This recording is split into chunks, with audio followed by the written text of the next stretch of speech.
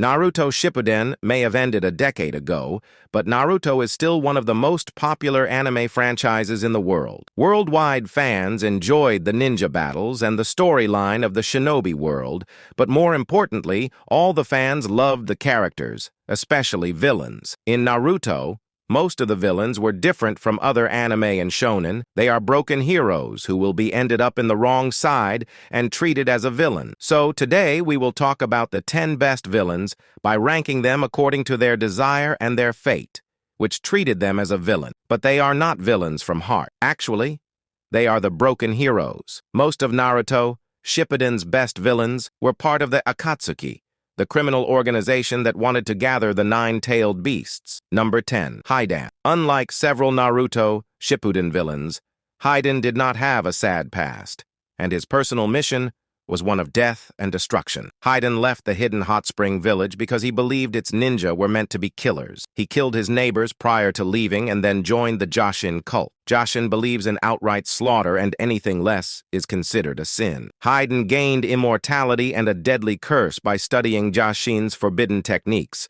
and he ventured into the world to spread the religion's message. As a result, Haidan became a homicidal butcher. When he killed Asuma Sarutobi, it was clear that he experienced euphoria each time he delivered a killing blow. Haidan may have joined the Akatsuki, but he had no interest in peace. Naruto tries to humanize certain villains, but Haidan is a legitimate monster. Number 9. Kazuma. Kazuma was the main villain of Naruto, Shippuden's 12 Guardian Ninja arc, and his plan could have destroyed the Hidden Leaf Village. Kazuma was part of the 12 Guardian Ninja, an elite group who were tasked with protecting the Land of Fire's feudal lord. As time passed, he believed that the Leaf Village's passive approach to peace was a detriment to the Land of Fire's safety and stability. He decided that things would be better if the Leaf Village ceased to exist, and he gathered some of the other Guardian Ninja to his cause. His comrades died, but he managed to survive and continued to plan for more than a decade. Kazuma may have been a filler character, but he was one of the most determined villains in Naruto Shippuden. He willingly sealed some of the Nine-Tails chakra into his son in order to turn him into a living weapon. Number 8. Sasori. Sasori is one of the strongest ninja that the Hidden Sand Village has produced, and he is arguably the greatest puppet master in history. He was also one of the Akatsuki's strongest members. When Sasori was a child, his father and mother were killed by Sakumo Hatake in battle, leaving him in the care of his grandmother, Chiyo. When Chiyo attempted to cheer him up by teaching him puppetry, Sasori's innate aptitude for the art became apparent, and he even began to devise masterful ways of eliminating a puppet master's weaknesses in battle. His skills even allowed him to create 2 puppets in the image of his parents in an attempt to discard the terrible loneliness he felt. However, as the puppets were unable to give him the real parental love that he desired, Sasori lost interest in them, and they later fell into Chiyo's possession. But he was never able to recover emotionally. Even with his grandmother around, he became distant, to the point that he no longer valued human life.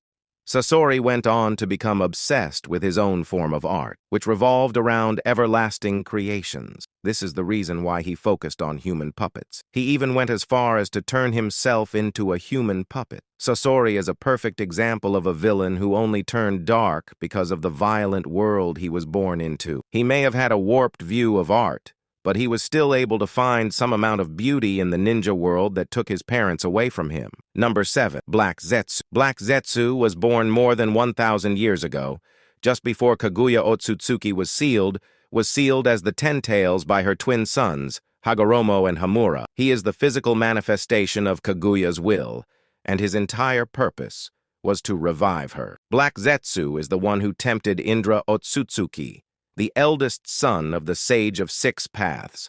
As a result, Indra and his younger brother became enemies, and their families split into the Uchiha and Senju clans. Black Zetsu altered the Uchiha stone tablet for his purpose.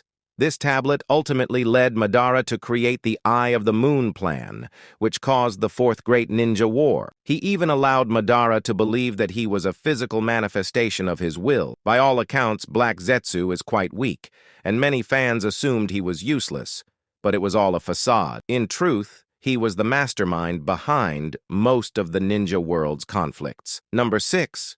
Gurin. Gurin was one of Orochimaru's most loyal servants. Orochimaru destroyed her village when she was a child, and she agreed to join him because she envied his power. She possessed a rare Kekkei Genkai called Crystal Release, and she could fight evenly against someone like Kakashi. She was saved by a woman, but killed her when Orochimaru ordered it. Years later, Gurin is ordered to protect that woman's child. She and Yukimaru grow very close. She begins to have conflicting emotions, and her loyalty to Orochimaru wavers. When she learns Yukimaru's true identity, she decides to betray Orochimaru. She committed many crimes while in Orochimaru's service, but she redeems herself by leaving that life behind to become the loving mother that Yukimaru needed. Number 5. Kakuzu. Kakuzu was part of the Akatsuki, and he was a bounty hunter by trade. Kakuzu's backstory was not thoroughly explained. He grew up in the hidden waterfall village Takigakure as an elite ninja, and the higher-ups ordered him to assassinate Hashirama Senju, the first Hokage. Hashirama was a god-level ninja, so Kakuzu failed the assignment. He was lucky to survive the encounter, but when he returned home, the village stigmatized and imprisoned him for failing. In response to this treatment, Kakuzu was a loyal ninja, but the treatment he received caused him to hate the village. As a result, he broke free, killed the elders, and stole a forbidden jutsu. Kakuzu only became a heart-stealing bounty hunter because of archaic ninja rules. Number 4.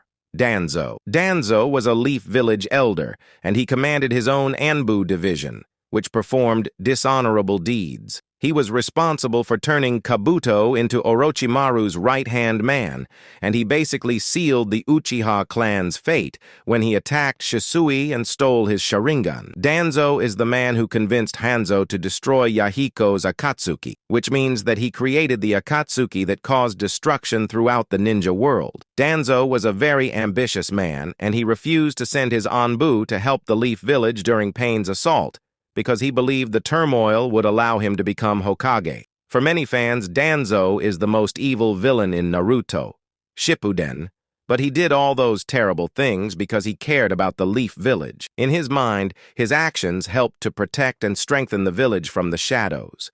His loyalty was made abundantly clear in his final moments, when he destroyed his own body to make sure Shueisui's Sharingan could not be used against the Leaf. Number 3. Obito Uchiha. Obito seemingly sacrificed himself to save Kakashi during the Third Great Ninja War, but he was actually rescued by the ghost of Uchiha, Madara Uchiha. He was able to heal and train, but he left Madara's hideout when he learned that Rin and Kakashi were in trouble. When he got to the battlefield, he witnessed Rin's death, which filled him with murderous rage. Obito loved Rin more than anything, and he refused to believe that a world without her was real. As a result, Obito returned to Madara and agreed to carry out the Eye of the Moon plan, which would have created a fake world where Rin was still alive. Obito helped to create the Akatsuki, and he tried to destroy the hidden Leaf Village with the 9 tails, which led to both Minato and Kushina dying.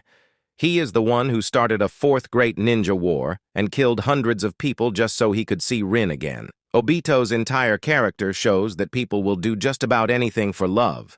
In the end, though, Obito redeemed himself when he sacrificed himself to save Naruto. Number 2.